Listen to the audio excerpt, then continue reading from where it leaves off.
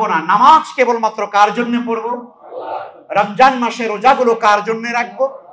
বাইতুল্লাহ হজ ওমরা কার জন্য করব? দান সাদাকা কার জন্য করব? আল্লাহর জন্য করব। তাহলে নামাজ, রোজা, হজ, যাকাতের ইবাদত যেমন আল্লাহর জন্য করতে হবে, ঠিক আমার ব্যক্তিগত জীবন, আমার ব্যবসা বাণিজ্য, আমার লেখাপড়া, আমার চাকরি বাকরি, আমার পারিবারিক জীবন, আমার সামাজিক জীবন, আমার রাজনৈতিক জীবন, এই সকল জীবনের বিস্তীর্ণ অঙ্গনে গিয়েও আমি আইন মানব কার? বিধান মানব কার? সিস্টেম মানব কার? নাকি এই জায়গায় আমাদের কারো কারো দ্বিমত আছে?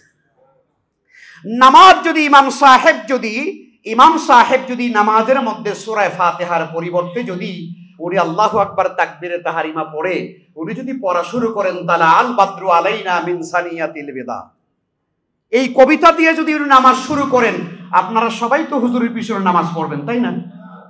খুব নিশ্চিন্তে ঠান্ডাভাবে দাঁড়িয়ে থেকে নামাজ পড়বেন।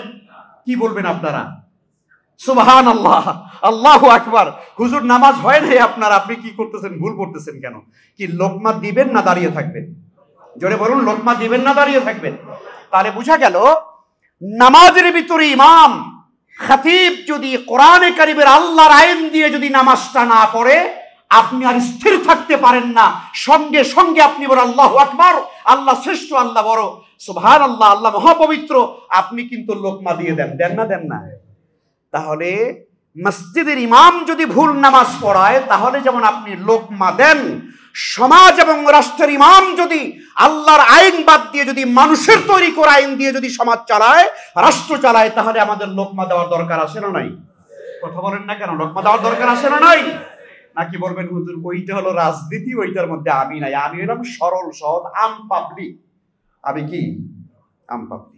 আল্লাহ সুবহানাহু ওয়া তাআলা কোরআন আল কারীমের ভিতরে পরিষ্কার করে দিয়েছেন, ওয়া মান লাম ইয়াহকুম বিমা আনজালাল্লাহু ফাউলাইকা হুমুজ যালিমুন ফাউলাইকা হুমুল ফাসিকুন ফাউলাইকা হুমুল কাফিরুন। আল্লাহ তাআলা পরিষ্কার করে দেন, ওয়া মান লাম ইয়াহকুম বিমা আনজালাল্লাহ, যে ব্যক্তি, যে বা যারা আল্লাহর বিধান মোতাবেক, আল্লাহর আইন দিয়ে, আল্লাহর সিস্টেম দিয়ে বিচার ফয়সালা করে না, সমাজ এবং রাষ্ট্রকে পরিচালনা করে না, ফাউলাইকা হুমুল ফাসিকুন, তারা পাপাচারী, তারা ফাসিক, ফাউলাইকা হুমুজ যালিমুন, তারা জালিম, তারা অত্যাচারী, ফাউলাইকা হুমুল কাফিরুন, তারা কখনো কখনো কাফির। সুতরাং বোঝা গেল নামাজ যে আল্লাহর বিধান দিয়ে হয়, ওই আল্লাহর বিধান দিয়ে সমাজ এবং রাষ্ট্রের সকল কাজগুলো পরিচালিত হতে হবে। ঠিক